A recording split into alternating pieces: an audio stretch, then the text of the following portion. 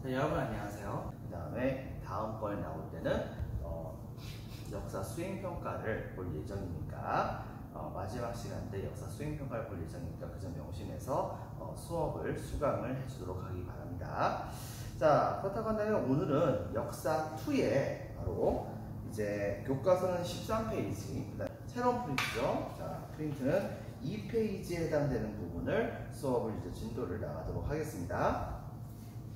자, 바로 병이양요가 일어나다에서부터 심리양요가 일어나다에 대한 내용까지 이야기를 하도록 할게요. 당시 상황은 다음과 같았습니다. 먼저 어쨌든 간에 흥선대원군의 개혁 정책이 성공적으로 이루어지고 있긴 하지만 경복궁의 이제 건립을 통해 가지고서 흥선대원군의 그런 인기도 점차 떨어져 나가고 있던 그런 상황이었었죠. 자, 그런 상황에서 별표 2개 배경에서는 자, 어떤 일이 벌어졌었냐. 우리나라 안에서 이른바 빈칸에 적겠습니다. 공감 1번 천주교의 급속한 확산이 일어났습니다. 이미 예전서부터 이 천주교가 우리나라에 들어오기는 했는데 이제 본격적으로 신자가 배출된 다음에 이때 와가지고선 몇만 명이 넘을 정도로 그 정도로 많은 수재에 해당하는 그런 천주교인들이 등장하게 되었던 것이죠. 자, 이렇기 때문에 이것이 유교를 숭상했었던 조선정부에게 굉장히 커다란 압박을 줬다고도 볼 수가 있겠습니다. 자, 특히 제일 중요한 것 중에 하나는 유교는 바로 신분제를 옹호하고 있었는데 천주교는 이때 당시에 교리상이긴 하지만 바로 신 앞에는 모든 사람들이 전부 다 평등하다라고 하는 것을 내세워서 그래서 이제 천주교에서는 평등을 중요시하기 때문에 신분제를 부정한다고 하는 그런 의미가 강했기 때문에 이때 당시에 우리나라의 그 정치를 하는 사람들은 천주교를 위협으로 받아들일 수밖에 없던 상황이었던 것이죠. 그 다음에 정답이 2번에 청해 베이징 함당. 여러분들 알다시피 바로 제1차, 제2차 아편전쟁을 통해서 특히 제2차 아편전쟁을 통해 가지고서 청나라의 수도였었던 베이징이 함락을 당하는 사태까지 벌어지게 됩니다. 자, 이렇게 되게 되자 우리나라는 삼국이라 볼 수 있었던 이 청나라가 극구를 당하게 되니까 언제든지 간에 서양 오랑캐가 쳐들어오게 된다고 한다면 여기에 대해서 대항할 수 있는 준비가 제대로 됐을지 이거에 대한 굉장히 궁금했었던 문제가 있었던 것이죠. 그 다음에 3번 러시아와의 접경 등으로 자, 러시아와의 접경 저번 시간에 얘기했었죠. 러시아와 경계를 맞닿게 되면서 이 우리나라 사람들은 러시아 사람들과의 제대로 된 외교를 할 수 없었고 러시아 사람들은 경계를 넘어오는 조선인을 향해 가지고 총을 쏜 거라고도 볼 수 있겠지만 우리나라 입장에서는 사실 왕래를 했었던 곳 혹은 때로는 이제 러시아 군인들이 우리나라의 경계로 넘어오는 경우도 있었겠죠. 바로 이런 식의 문제가 있었기 때문에 그렇기 때문에 국경 근처에서 크고 작은 충돌이라든가 민간인 학살 사건 같은 것이 벌어지기도 했었었는데 그런데 바로 이것에 대해서 중앙정부가 제대로 해결을 하지 못했단 말입니다. 때문에 바로 우리나라 사람들은 막연하게 서양인들에 대한 두려움과 또 한 가지 배척의 여론이 많이 있었던 것입니다. 그래서 밑줄 치겠습니다. 공감 3번 러시아와의 접경 밑줄. 이걸로 인해 가지고서 천주교 금지 및 서양 세력 배척의 여론이 되게 많이 높았다고 합니다. 근데 이런 상황을 과연 흥선대원군이 몰랐을 리는 없었습니다. 흥선대원군도 나름대로는 세상을 바라보는 눈이 있었던 사람이기 때문에 분명히 알고는 있었었죠. 하지만 이제 문제가 뭐가 있었었냐? 당장 조선에는 그 서양 세력들을 막아낼 수 있는 힘이 없었다고 생각했던 거예요. 그래서 그런 것일까요? 처음에 흥선대원군은 오히려 국내에서는 천주교를 굉장히 이제 경계했었지만 흥선대원군은 오히려 천주교와 같이 손을 잡으려고 하는 모습을 보여주기도 합니다. 자, 동그라미 2번 별표 하나 병인 박해. 당시에 흥선대원군의 부인은 천주교 신자였대요. 그래가지고 이때 당시에 흥선대원군은 이 자신의 부인을 통해 가지고서 프랑스 선교사를 통해 가지고 우리나라가 바로 프랑스와 손을 잡는 것을 추진하려고 노력을 했던 겁니다. 왜냐? 북쪽에서부터 러시아가 내려오는 것을 프랑스와 같이 손을 잡아 가지고서 막아내려고 하는 생각을 가졌던 것이죠. 때문에 자, 먼저 보겠습니다. 공감 1번. 자, 프랑스 선교사의 알선으로 프랑스를 통해 동그라미 1번, 자, 러시아를 견제하려고 했던 시도가 있었습니다. 하지만 이건 실패하게 됩니다. 왜냐하면 이때 당시에 이 프랑스 선교사는 이런 시도에 대해서 종교하고 정치는 분리되어야 한다라고 하는 명목으로 이때 당시에 흥선대원군의 요구사항을 거절했던 것이죠. 근데 이제 흥선대원군의 입장에서는 이게 좀 열받는 겁니다. 왜냐하면 우리나라에 공식적으로 이제 그 선교사들이 들어온다는 것은 말이 안 되는 거거든요. 근데 그럼에도 불구하고 사실상 불법 체류자 신분에 해당했었던 바로 이 프랑스 선교사를 한 나라의 왕의 아버지가 만나자고 얘기를 했는데 애당초에 만나지도 않고 거절을 해버리니까 이것 때문에 좀 열받은 겁니다. 거기다 플러스 당시에 흥선대원군의 그런 움직임을 알아챘었던 흥선대원군에 대한 반대파들이 지금 현재 흥선대원군이 서양 오랑캐의 편을 들어가지고서 천주교를 인정을 하려고 하는 거 아닌가라고 하는 그런 이제 그 정치적인 압박을 가하게 됩니다. 그렇게 되자 흥선대원군은 그래도 프랑스가 들어와서 러시아도 막아준다고 한다면 천주교를 인정해 줄 수 있는 건덕지라도 생기는데, 명분이라도 생기는데, 근데 그걸 하지 못하잖아요. 이렇게 하다 보니까 겸사겸사 열을 바꿨던 나머지 동그라미 2번 바로 천주교를 금지를 하게 됩니다.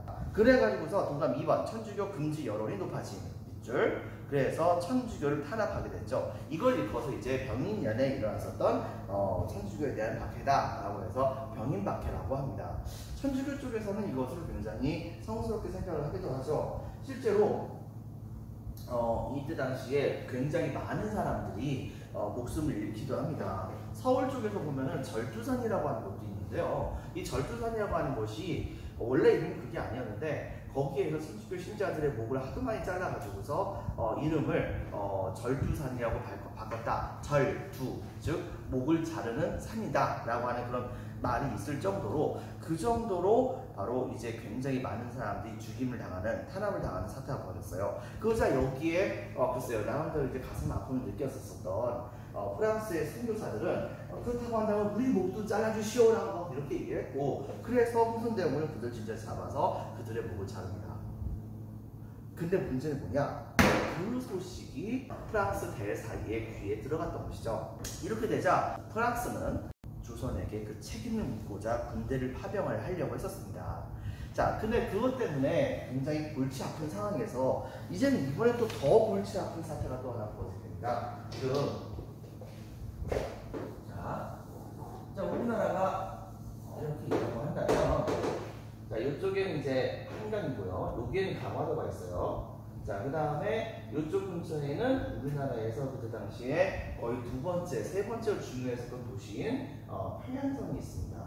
이 평양성 근처에 제너럴 셔먼호라고 하는 그런 배가 우리나라로 이제 들어오게 된 거예요. 당시에 그들은 이제 우리나라에 해안가에 도착을 해가지고서 그래서 통상을 요구했는데 우리나라 입장에서는 일단은 얘네들 그냥 무시하는 게 그냥 빨리 그냥 가버렸으면 좋겠다고 하는 게 그런 생각이 들기 때문에 그들이 도착을 하게 되자 도착을 해서 통상을 요구했을 때 조선의 입장에서는 그들에게 아무런 얘기를 하지 않고 그냥 돌아가기만을 원한다라고 하는 요구를 전했었습니다. 그런데 문제는 뭐냐? 이 제너럴 셔먼호가 좀 오버를 했어요. 배를 타고서 바로 평양 바로 밑에 있는 이 강의 이름이 뭐라고 했었죠? 여러분들? 바로 대동강이라고 했었죠. 이 대동강을 거슬러서 올라가게 됩니다. 자, 이 대동강을 거슬러서 올라가게 되니까 그때 당시에 평양 지역의 지방관이었던 평양감사였던 사람이 대표적인 개화파 개혁자에 해당했었던 박규수라고 하는 사람이었는데 이 박규수가 이들을 굳이 건드릴 필요는 없다고 생각을 해가지고 그들에게 좋은 말로 그들을 달래면서 그러면서 그들이 먹을 수 있는 식량과 물 같은 걸 주면서 빨리 이 땅을 떠나라 라고 요구를 했었죠. 근데 문제는 뭐냐? 너무 호의를 많이 베풀기만 하면 때로는 그들이 자기네들이 진짜 무서워가지고 그렇게 하는 거라고 생각을 하는 경우도 있었나 봐요. 이때 당시 이들은 오히려 더 기고만장하게도 더욱더 강을 더 많이 거슬러 올라가면서 심지어는 강가 근처에 있었던 마을을 약탈하는 사건까지 터지게 됩니다. 그리고 이제 사람들이 그 배를 보기 위해서 몰려 들어오면 그 사람들을 향해 가지고서 대포를 빵빵 쏘거나 총을 빵빵 쏘면서 사람들을 함부로 죽이는 사태가 벌어지게 됐죠. 자, 아무리 서양과 사이를 좋게 해야 한다는 것을 주장했었던 박주수라고 하더라도 이건 좀 오버죠. 때문에 어떻게 할까 고민을 했었던 이때 당시에 바로 이 박주수는 바로 이 제너럴 셔먼을 응징을 하기로 합니다. 즉 작물이 자 이런 식으로 흘러가고 있으면 제너럴 셔먼호가 이때 당시에 바로 배를 타고서 이쪽으로 가고 있는 중입니다. 그때 당시 기록에 의하면 이 제너럴 셔먼호가 지나가는 이 길거 근처에 갑자기 평양시내에 있는 사람들이 구름처럼 우우하고 막 몰린 거예요. 양쪽으로. 근데 이런 모습을 보니까 이 제너럴 셔먼호가 약간 좀 무섭잖아요. 무서워가지고서 그래가지고서 이때 당시 이쪽에 있는 사람들에게 대포를 빵빵 쏘거나 이렇게 해가지고서 사람들 쫓아내려고 했는데 그런데 이 사람들이 도망가지 않더래요. 근데 거기다가 빨리 다시 그냥 본국으로 돌아가라고 하는 그런 조선의 관원을 이들은 아예 잡아가지고서 자기의 배에 가둬버리는 사태까지 벌어지게 됩니다. 그러자 이때 당시에 박주수는 참다 못해서 바로 이 배를 공격을 하라고 명령을 내립니다. 강의 상류 지역에 무슨 조그만 나룻배들 잔뜩 근데 빈배예요.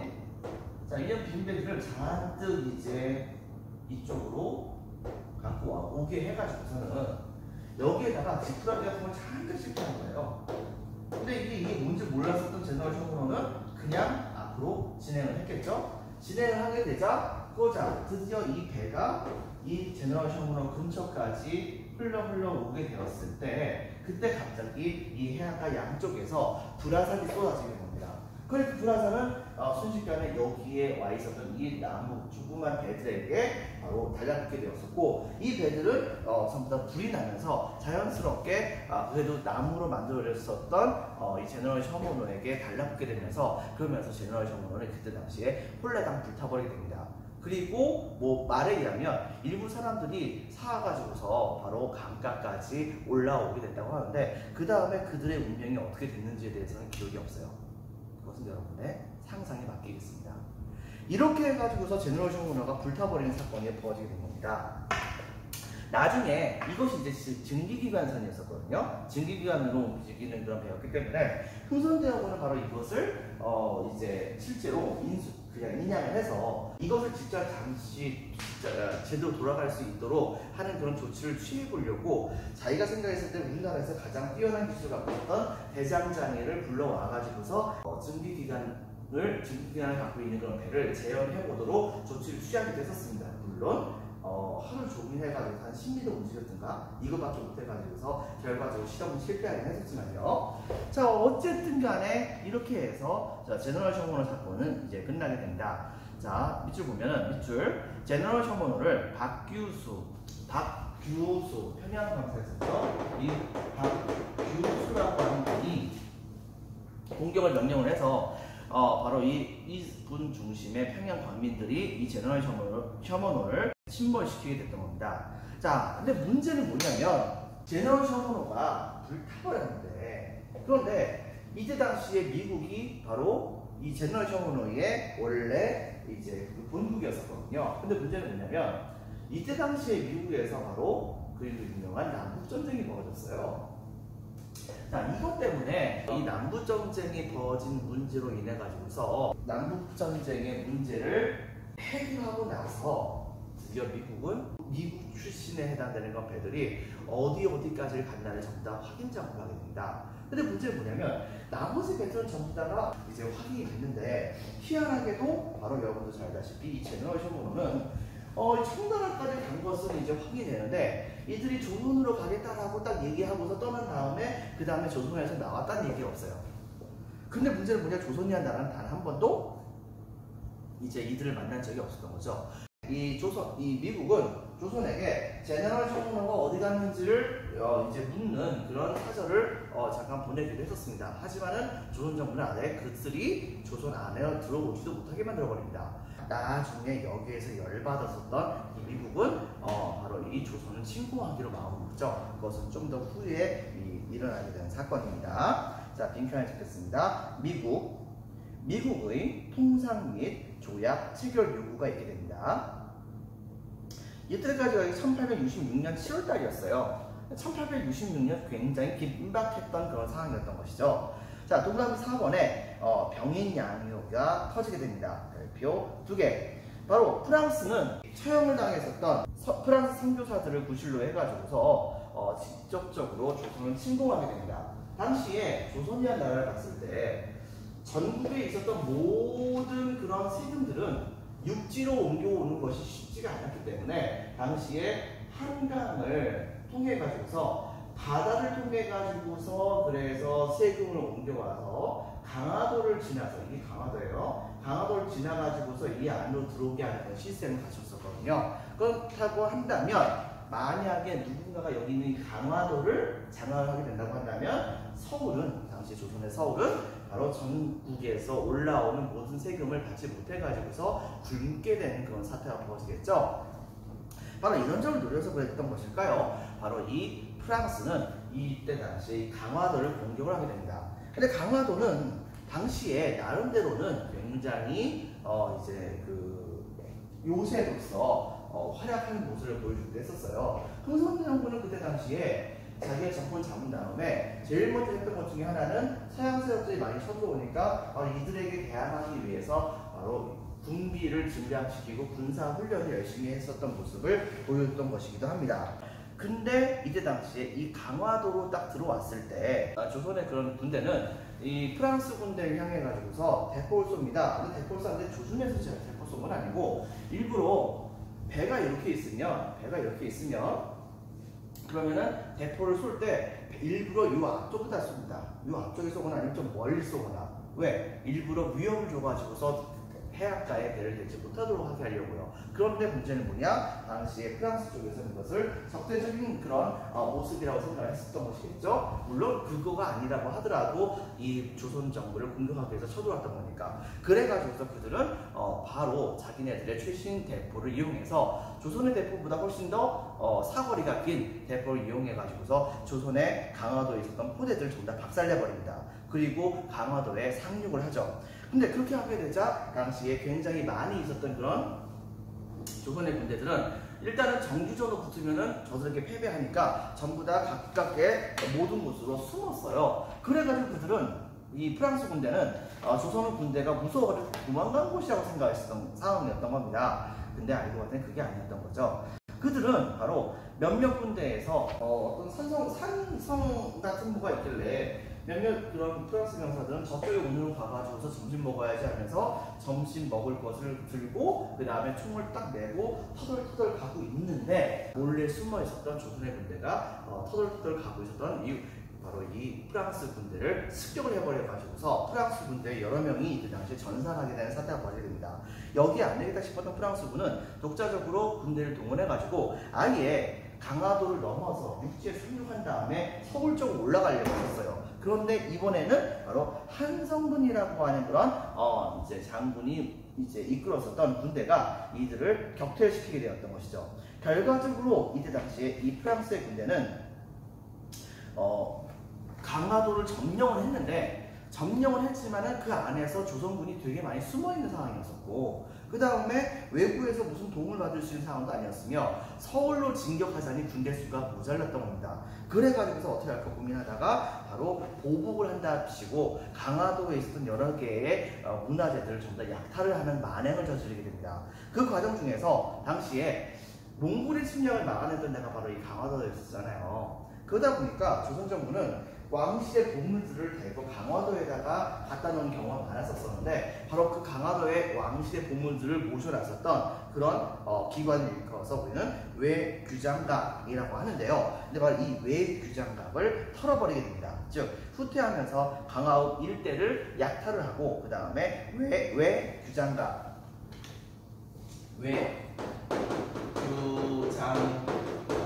털고서 도망을 가는 그런 사태가 벌어졌다 볼 수가 있겠습니다. 자, 그 다음에 동그라미 5번에 들어갈 말은 오페르트 적어주세요. 오페르트라고 하는 사람이 독일 사람인데요. 이 사람이 뭘 했냐면은 뭔가 도굴 사건이라고 하는 것을 펼치게 됩니다. 이게 무슨 말이냐면 오페르트라고 하는 사람은 원래 이게 독일인이었었어요. 당시에 미국인이었었던 젠킨스라고 하는 사람의 도움을 받아가지고서 그래서 배를 타고서 이제 전 세계에 개항을 하지 않은 그런 나라들을 개항을 시킨 다음에 자기가 독점적으로 거기에 관련된 모든 이권을 차지하려고 하는 생각을 가졌던 것이라 볼 수 있겠죠. 이 사람은 그때 당시에 배를 타고서 바로 이 조선으로 오게 됩니다. 조선으로 온 다음에 그 다음에 바로 이제 궁금 생각을 해봤는데 자기의 세력은 그다지 많지는 않잖아요. 그렇기 때문에 당시에 이 조선을 강제로 개항을 시킬 수 있는 가장 좋은 방법은 뭐가 있을까를 곰곰이 생각을 해보게 됐었어요. 근데 그 과정 중에서 조선이 믿는 종교라 볼 수 있는 유교는 부모님에 대한 효도를 매우 중요시 여긴다는 것을 알게 됐었어요. 그래가지고서 바로 이 오페르트는 그것을 이용해 먹게 됐던 것이죠. 바로 이 오페르트는 당시에 이 흥선대원군에게 반감이 굉장히 많이 있었던 병인봤기 때문에요. 바로 이 천주교인들을 이용을 해가지고서 천주교인들에게 이제 이 흥선대원군의 아버지인 남연군이라고 하는 흥선대원군의 아버지의 묘를 찾기로 합니다. 즉 흥선대원군의 아버지의 묘를 파가지고 거기에 있었던 시신을 자기가 갖고 간 다음에 그 시신을 볼모로 조선을 개항을 시키려고 하는 목적을 갖고 있었던 것입니다. 당시 오페르트가 조선에 있는 천주교 신자들의 그 도움을 받아가지고서 바로 이제 그 흥선대원군의 아버지였었던 남연군의 묘자를 이제 확인하게 됩니다. 그래가지고서 거기를 실제적으로 이제 팠어요. 열심히 파는 문제가 뭐가 있었냐면 일반적인 그런 무덤이라고 한다면 삽이라든가 뭐 이런 거를 통해 가지고서 파면 이제 파지겠죠. 근데 열심히 파는데 이런 진짜 바로 그 삽이 갑자기 부러지는 겁니다. 알고 봤더니 이 남연군이라고 하는 흥선대원군의 아버지의 바로 이 묘는 아예 이거 자체를 단단한 석회로 발라버렸어요. 지금부터 따지면 뭐냐면 시멘트라고 생각하면 됩니다. 근데 이 굳으면 시멘트보다 실제로 더 많이 강하거든요. 바로 이 석회라고 하는 물질로 완전히 여기를 다 발라버리다 보니까 이거는 곡괭이가 있어야지 간신히 이것을 부숴가지고 그래가지고서 그 안에 있는 시신을 탈취해갈 수 있는 수준이 되었던 것입니다. 근데 이게 불가능하잖아요. 그러다 보니까 거기다가 또 한 가지 이 오페르트가 남연군의 묘를 도굴하려고 한다는 그런 소식이 주변에 있는 다른 군대에게 이제 알려지게 되자 그 군대가 드디어 출동을 합니다. 그러자 이 군대와 맞서 싸울 수 없다고 생각했었던 오페르트는 어쩔 수 없이 자기가 이제 후퇴를 해요. 우리나라 사람들에게는 서양인들은 저렇게 남의 아버지 묘마저 파가지고서 이걸 이용을 해먹으려고 할 정도로 아주 무도한 놈들이다 라고 하는 그런 인식만을 심게 되었던 것이죠. 자, 그런 상황에서 이제 동그라미 6번에 들어갈 만한 별표 2개 있습니다. 신미양요입니다. 좀 전에 선생님이 얘기했었던 바로 이 제너럴 셔먼호, 이 제너럴 셔먼호 사건이 미국 정부에게 전파가 돼가지고서 이 미국 정부는 조선에게 제너럴 셔먼호가 어디 있는지를 물어봤었지만 전혀 대답이 없게 되자 미국을 무시하는 것이라 생각을 해가지고 조선에다가 함대를 파견합니다. 실제로 미국은 함대를 파견해가지고서 예전에 일본도 개항을 시켰어요. 덕분에 일본은 개항을 당하게 되면서 에도마쿠가 무너지게 되고 그리고 이른바 메이지 유신이라고 하는 대대적인 개혁 정책을 펼치기도 했었죠. 근데 그것과 똑같은 그런 행동을 하면은 조선 정부도 항복할 거라 생각했던 겁니다. 그래가지고서 당시에 미국은 해병대를 조선에게 파병합니다. 파병하고 그리고 그들은 드디어 강화도 도착을 했어요. 도착을 하게 되자 여기에 대해서 조선 정부의 군대는 역시 대응 사격을 했었죠. 당시 미국의 함대는 대응 사격을 하는 바로 이 조선의 호대 쪽에다가 자신들의 배에 싣고 있었던 대포를 발사해가지고서 완전히 박살을 내버립니다. 그리고 이때 당시에 순식간에 포대를 점령을 하게 되었던 것이죠. 당시에 흥선대원군은 이러한 서양인들의 그런 공격을 막아내기 위해서 여러 가지 무기들을 막 개발을 하기도 합니다. 대표적인 것 중에 하나는 솜갑 같은 것을 만들기도 해요. 그건가 뭐냐면 바로 총알을 맞아도 죽지 않는, 즉 솜 있죠, 솜옷을 엄청나게 굉장히 단단하게 압축을 하는 겁니다. 압축을 해가지고서 그것을 몸에 입는 거예요. 그리고서 그걸 향해 가지고서 조총을 빵 하고 쏘면 실제로 이 조총은 바로 이 송가봇에 박혀도 그 안에 있는 사람은 살 수가 있었던 겁니다. 그래가지고 조선군인들은 당시에 이런 송가봇 같은 것을 입으면서 이 외국인들, 프랑스와 그다음에 미국과 같은 그런 나라들에게 대항을 했었던 것이기도 합니다. 근데 문제는 뭐냐? 이때 당시에 프랑스라든가 미국이 갖고 있었던 총은 비가 오면 쏠 수 없는 그런 총도 아니에요. 그냥 우리가 알고 있는 일반적인 소총 있죠? 빵빵빵 쏘면 그냥 빵빵빵 나가는 바로 그런 소총을 이때 당시에 갖고서 들어왔었고 화력도 훨씬 더 세기 때문에 조선군이 입었었던 그런 송가봇은 아무 쓸데기가 없었던 문제가 일어나기도 했었던 것이죠. 자, 그래서 그런 것일까요? 당시에 이 미국의 군인들은 순식간에 조선의 포대를 점령을 한 다음에 그 다음에 곧바로 조선의 군대와 싸움을 벌이게 됩니다. 이렇게 이제 싸움을 벌이게 되는데 당시 조선의 살아남은 군인들은 자기네들이 이제 싸울 수 있는 모든 수단과 방법을 가리지 않고서 열심히 싸움을 벌였어요. 이때 당시에 미국인들은 그때 당시의 기록을 실제로 일기 같은 걸 남기기도 했는데 그 일기 중에서 이런 얘기를 합니다. 이때에 양측으로는 엄청나게 많은 숫자에 해당되는 총탄들이 왔다 갔다를 많이 하게 되었다. 아마도 남북전쟁에서 일어났었던 그런 총탄보다도 훨씬 더 많은 양에 해당되는 총알들이 서로 양쪽을 이제 오가지 않았을까라고 얘기를 할 정도로 전투는 굉장히 치열했습니다. 근데 문제는 뭐냐면 조선군에게 주어진 총탄의 숫자가 훨씬 더 적었던 거예요. 자, 이렇게 되다 보니까 조선군의 군대는 얼마 후에 바로 총알이 다 떨어지게 됩니다. 그나마 조총이었는데. 근데 총알이 다 떨어지게 되자 이번에 이제 총알이 떨어졌다는 것을 알게 되었던 이 미군은 이제 총을 들고서 조선군 진영으로 달려갔던 거죠. 그저 이번엔 뭘 쏘냐면 활을 쏩니다. 자, 활을 쏘니까 이 활 때문에 더 이상 나가지 못했었던 미군은 계속해서 버티고 있다가 드디어 조선군 진영에 활도 다 떨어집니다. 자, 활도 다 떨어지게 되자 드디어 미군은 바로 이 조선군 진영으로 이제 성을 기어 올라가가지고서 조선군을 공격을 하게 됩니다. 문제는 뭐냐? 조선군의 입장에서는 이들이 이렇게 올라오는데 얘네들과 싸울 수 있는 방법이 없잖아요. 그래서 조선군은 곰곰이 생각을 하다가 조선군들이 주로 많이 사용했던 대표적인 무기가 있죠. 바로 이렇게 긴 끄트머리가 세 발가락이 남아있는 바로 삼지창. 여러분들, 그래서 성벽이 이렇게 올라가는 그런 미국인을 향해 가지고서 위에서 삼지창 들고서 열심히 찔러대던 겁니다. 근데 문제는 뭐냐? 솔직히 미국인이 좀 더 세죠. 거기다 해병대잖아요.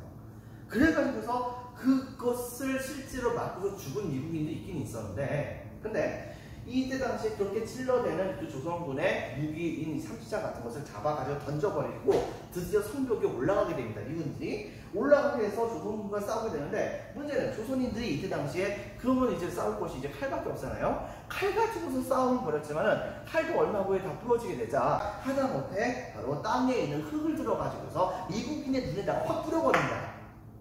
이렇게 할 정도로 정말 강력하게 저항을 했던 것이죠. 근데 이것조차도 아무것도 할 수 없는 상황이 되게 되자 더 이상 이것을 안 되겠다 생각했었던 조선의 장군은 병사들을 이끌고서 바로 한쪽으로 몰려 들어가게 됐는데, 근데 그쪽까지도 미군들이 쫓아오게 되자 스스로 이 조선의 장군과 그다음에 병사들은 자신의 목에다가 칼을 들이대가지고서 자결을 하거나 아니면 성 바깥쪽으로 스스로 떨어져가지고서 자결하는 모습을 보여주게 됩니다. 미국인들은 딱 봤을 때 그렇게 독하게 싸운 것은 처음 경험했던 거예요. 이렇게까지 독하게 싸울 줄 몰랐던 거죠. 미국인들은 단순히 조선을 겁을 먹게 해가지고서 항복을 시킨 다음에 그 다음에 개항을 하려고 마음을 먹었던 겁니다. 그런데 와서 보니까 이거 미친듯이 싸우다가 안 되니까 다 죽어버리잖아요. 여러분 생각해보세요. 개항을 시켜가지고서 교류를 통해서 이익을 얻으려고 했던 건데, 그런데 상대방이 다 죽어버려요. 그럼 더 이상 교류를 할 필요가 없는 거겠죠. 여러분들, 그러다 보니까는 당시에 미국인들은 여기에 질려버립니다. 어떻게 이렇게 사람들 다 죽어버릴 정도로 이렇게 강력하게 저항하는가? 들어오서 그냥 간다 하면서 강화도 땅에서 떠나버려요. 본국으로 그냥 가버려요. 이 사건이 바로 여러분들 신미양요라고 합니다. 별표 2개. 미국이 빈칸에 적혔습니다. 제너럴 셔먼호 사건. 제너럴 셔먼호 사건. 이 제너럴 셔먼호 사건을 구실로 밑줄 다음 줄에 강화도를 침공을 하게 됩니다. 실제로 여기에서 광성보 및 갑곶이라고 하는 곳에서 격전이 벌어지죠. 이때 당시에 조선군을 이끌고 있었던 끝까지 저항했었던 조선의 의기를 보였던 그 대표적인 장군의 이름이 바로 어제영이라고 하는 분이에요.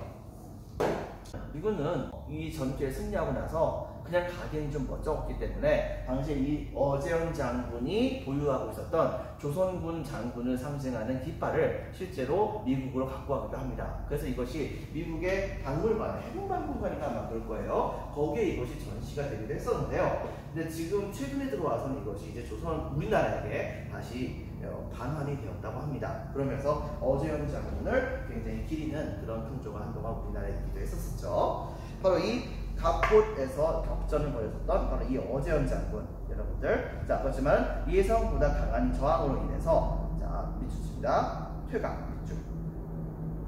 문제는 여러분 생각해보세요. 이분은 후퇴했을 때 이 후퇴했던 이유가 조선이 무서워서 후퇴한 거예요? 아니면은 조선한테 질려가지고 후퇴한 거예요?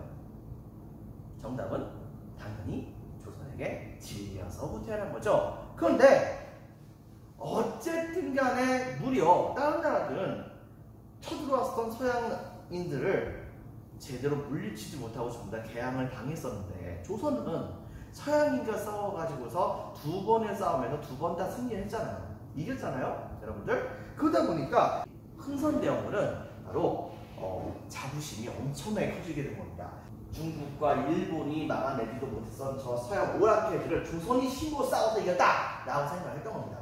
그래가지고서 이 흥선대원군은 척화비라고 하는 그런 비석을 전국에다가 세우게 됩니다.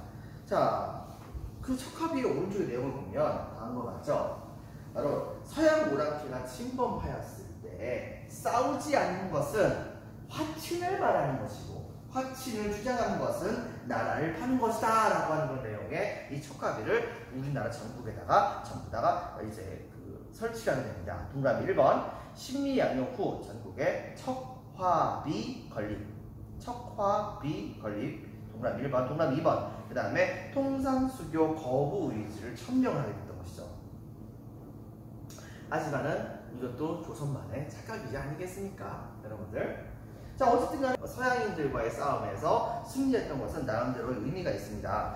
자, 별표 1개 반. 의리에서는 자, 외세의 침략을 방어했다는 측면은 긍정적이에요. 빈칸에 적혔습니다. 외세, 어이입니다. 어이, 외세의 침략, 방어.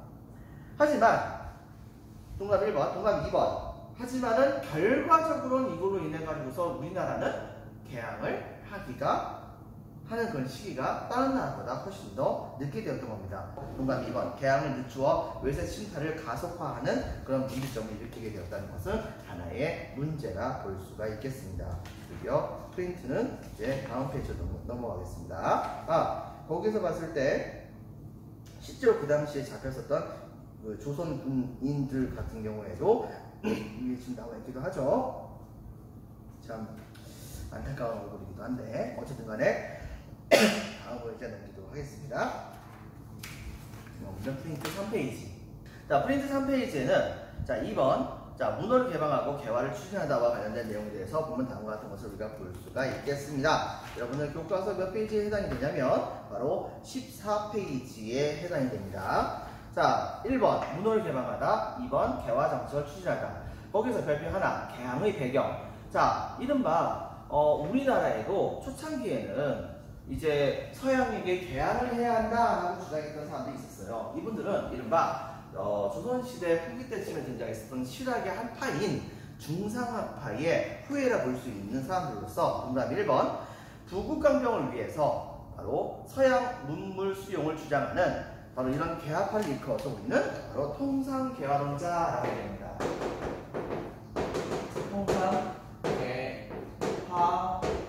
통상개화론이라고 얘기를 해요. 통상개화론. 대표적인 사람이 바로 박규수, 그 다음에 오경성과 같은 그런 분입니다. 유홍기 같은 분인데 박규수는 여기에서 양반이 있지만 오경석은 바로 역관입니다. 바로 이제 청나라 말을 이제 하는 통역관이라고 볼 수 있는 사람이겠죠.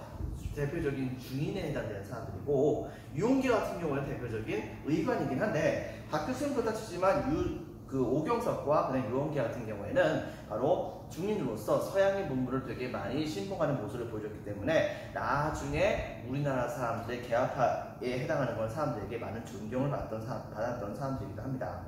그리고 동남 2번에서는 이때에 와가지고서 갑작스럽게 흥선대원군이 자리에서 물러나는 사태가 벌어지게 됐었어요. 지금 무슨 말이냐면 흥선대원군이 권력을 차지한 다음에 약 10년째가 되는 그 해쯤에 고종이 성년이 됐는데, 그럼에도 불구하고 흥선대원군이 아직까지도 왕을 대신해가지고서 국가를 통치하는 섭정의 자리를 내놓지 않는다는 것은 문제가 되지 않겠는가 라고 하는 것을 이때 당시에 양반들이 제기합니다. 근데 그도 그럴 것이, 흥선대원군이 그동안 시행했었던 모든 개혁 정책들이 전부 다가 바로 양반을 찍어 누르는 모습이었던 거잖아요. 그러다 보니까 이때 당시에 양반들은 흥선대원군이 자리에서 물러나기를 원했었던 것이라고 볼 수 있겠죠.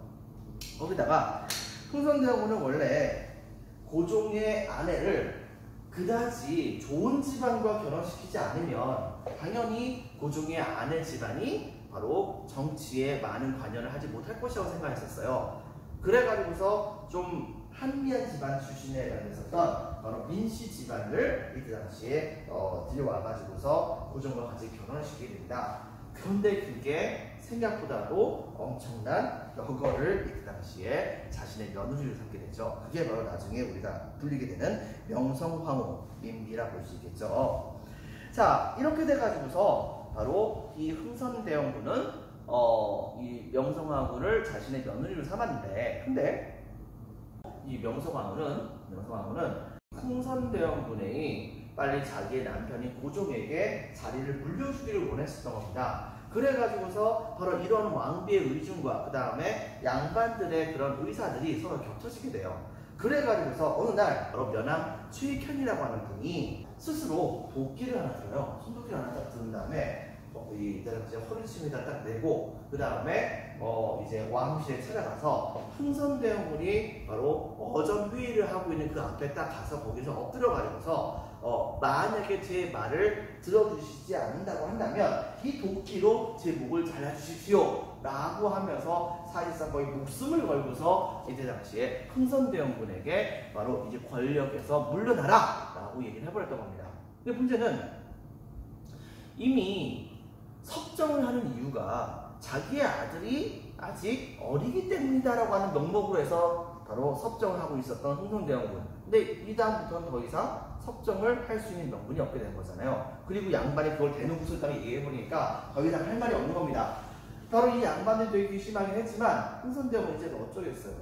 그래가지고서 어떻게 했냐면은 흥선대원군은 어쩔 수 없이 권좌에서 물러나고 바로 섭정의 자리를 그만둔 다음에 고종이 실질적으로 직접적으로 통치를 하게 됩니다. 근데 그렇게 되면서 이때 당시에 명성황후의 세력은 당시에 흥선대원군이 시행했던 여러 가지 개혁들 중에 일부를 원상태로 돌려버립니다. 돌리면서도 플러스 당시에 몰려오고 있었던 서양 세력에 대해서 굉장히 많은 관심을 갖게 됐던 것이죠. 때문에 당시에 바로 통상수교 거부 정책 자체를 좀 완화하는 모습을 보여주게 됩니다. 근데 바로 이 일본 놈들이 바로 그것을 굉장히 잘 파악을 하게 된 거예요. 어떤 게 문제냐면 일본은 당시에 미국이 들어와서 대포를 해안가에서 깜빵 쏘는 것 때문에 그것 때문에 겁먹어가지고 그래가지고 이 미국에게 개항을 한 다음에 그 다음에 바로 일본에는 무신정권, 에도마쿠라고 하는 무신정권이 있었었는데 이 무신정권이 사회에 있었던 지배계층에 해당했던 사무라이들에게, 무사계층들에게 지지도를 잃게 되면서 그러면서 이 에도마쿠 자체가 무너지게 됩니다. 그리고 모든 권력은 일본의 왕이라고 볼 수 있는, 처음에 명성의 왕에 불과했었던, 하지만 나중에 진짜 왕인 바로 이 일본의 천황에게 이제 모든 권력이 넘어가게 되는 그런 대대적인 개혁이 일어나게 됐던 것이죠. 이걸 읽어서 우리는 뭐라고 보냐면 바로 메이지 유신 혹은 명치 유신이라고 합니다. 일본은 바로 이 메이지 유신을 통해 가지고서 굉장히 빠른 속도로 개항을 했어요. 개항을 하고 그 다음에 국가를 굉장히 튼튼하게 만들면서 더불어서 뭘 했냐면 우리나라에게 편지를 보냅니다. 네, 편지를 딱 보냈는데 대마도를 통해서 이제 보냈겠죠? 대마를 통해 가지고서 조선에다가 편지를 딱 보내는데 그 편지 내용에 뭐라고 쓰여 있었냐면, 자, 이번에 우리 대일본 제국이 새롭게 천황 폐하께서 바로 권력을 에도 막부에게서부터 회수를 하셨다. 그러니까 조선이요, 바로 이것을 얼른 가서 축하하도록 해라. 뭐 이런 식의 뭔가 좀 오만한 그런 형태의 글로 조선 정부에다가 편지를 보낸 겁니다. 근데 문제는 뭐냐? 이때 당시에 조선의 권력자가 누구였냐면 흥선대원군이었어요. 흥선대원이 이걸 어떻게 했겠습니까? 당연히 무시해버립니다. 그러자 여기에 열받았었던 이때 당시에 일본은 이런 흥선대원군을 통치하는 조선의 콧대를 좀 낮춰줘야겠다. 왜? 지네들 생각에는 조선이 바로 일본에게 종을 바치는 나라라는 그런 착각을 하고 있었던 거예요. 그래가지고서 조공국가가 감히 삼국에 해당하는 일본을 이렇게 무시해? 라고 생각을 해가지고서 열받아서 조선을 침공하려고 하는 그런 움직임이 있기도 했었습니다. 이른바 정한론이라고 하는 것이 일어나기도 했었죠. 한국을 정벌하자는 얘기. 하지만 이것은 급격하게 이제 해외를 유학을 하고 있었던 세력들이 이 소식을 듣고서 깜짝 놀라가지고서 일본에 본국으로 돌아와서 바로 정한론을 주장했던 세력들 전부 다 제거를 합니다. 제거를 하고 바로 조선으로 이제 조선과 교류하거나 혹은 조선으로 침공할 수 있는 기회를 엿보게 되는 것이죠. 바로 그 정한론을 주장했던 세력을 제거했었던 대표적인 사람이 누구냐? 여러분들 잘 알고 있는 사람입니다. 바로 이토 히로부미라고 하는 사람입니다. 이렇게 해가지고서 이때 당시에 바로 조선 정부가 이제 그 개항을 언제 할 것인가 이것을 이제 계속해서 쳐다보고 있는 과정 중에서 갑자기 조선 안에서 눈에 가시와 같았던 흥선대원군이 물러났다는 소식이 이제 전해지게 된 거예요. 그 조선 정부는 그때 당시에 개항을 하고 싶어 했었던 그런 사실을 미리 일본에 했던 겁니다. 그래서 일본은 당시 어떻게 했었냐면, 당시 영국에서부터 이제 새로 많은 돈을 들여가지고 사왔었던 최신 군함 운용호라고 하는 군함을 사온 다음에 그 배를 갖고서 일부러 조선의 남해안 일대만 돌아다니게 한 거예요. 측량을 실제로 하게 한 거죠. 측량하게 했는데 문제는 뭐냐면은 우리나라 허락도 받지 않고 우리나라의 해안가를 침략한다는 것은 그건 말이 안 되는 거 아닙니까? 그러다 보니까는 이것 때문에 이들이 이제 강화도라든가 다른 지역으로 이제 오게 됐을 때 해안가에 있었던 그런 포대들은 이 운용호를 향해 가지고서 가까이 오지 말라는 경고의 의미로 대포를 쏘게 됩니다. 그런데 운용호는 여기에 대해서 이 강화도 쪽을 향해 가지고서 자기들이 갖고 있는 최신 대포를 이용해 가지고서 강화도에 있는 포대들을 다 박살내 버려요. 그리고 조선 정부에게 요구를 합니다. 우리는 평화롭게 침략만 하고 있었을 뿐인데 조선이 지금 함부로 우리에게 공격을 했다. 그러니까 이거에 대한 배상금을 내놔라. 그리고 일본은 조선에게 요구한다. 바로 개항을 하도록 해라. 라고 얘기했던 거죠. 근데 문제는 뭐냐? 조선 정부는 사실 개항을 하고 싶었어요. 근데 일본이 갑자기 와서 조선에 뺨을 때린 다음에 개항을 해! 라고 얘기하는 거죠. 조선 정부는 기분은 상하긴 하는데 바로 개항을 할 수 있는 좋은 명분을 찾는 거잖아요. 그러다 보니까 얼떨결에 개항을 하게 된 겁니다. 여러분들, 그러니까 울고 싶은 사람한테 뺨 때려준 거랑 마찬가지 역할이 된 거죠. 이렇게 되면서 이른바 조선 정부는 개항을 하게 되면서 바로 강화도 조약이라는 조약을 맺게 됩니다. 이 조약에 대해서는 다음 시간에 이야기를 하도록 하겠습니다. 동그라미 3번에 들어갈 말은 바로 운요호. 자, 여러분들 오늘은 여기까지 하도록 하겠습니다. 감사합니다.